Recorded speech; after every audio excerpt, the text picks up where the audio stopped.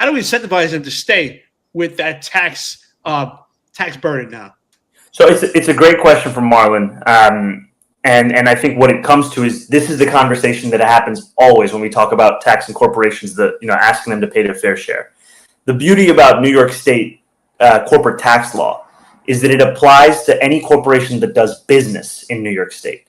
So if you're headquartered here or you're headquartered in South Florida, you pay New York State corporate tax law as long as your business is active in this state.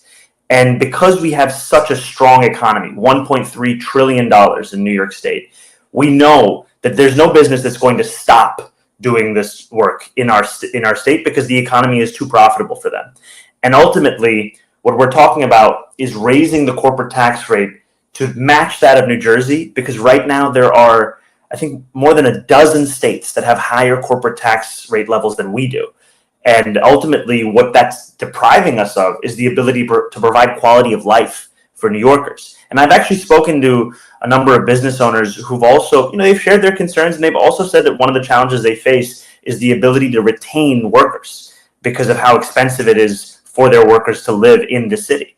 And by making housing more affordable, by making childcare more affordable, because I think, I didn't understand the scale of this crisis until I was sitting with a few families who were telling me that their cost looks like $25,000 a year.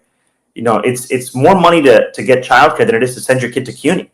And if you don't have a city government that is taking care of families, that is making it easier to raise a family, you're going to have an exodus of those families. And that's what's been so concerning. Growing up as a New Yorker, it's a rite of passage to talk to my friends who grew up in this city. And as soon as they say they want to have kids, it's like Long Island is the next required word that comes out of their mouth, right? They don't see any way that they could live in this city any longer if they want to actually have that room to grow their family. And that's not acceptable for us as a city.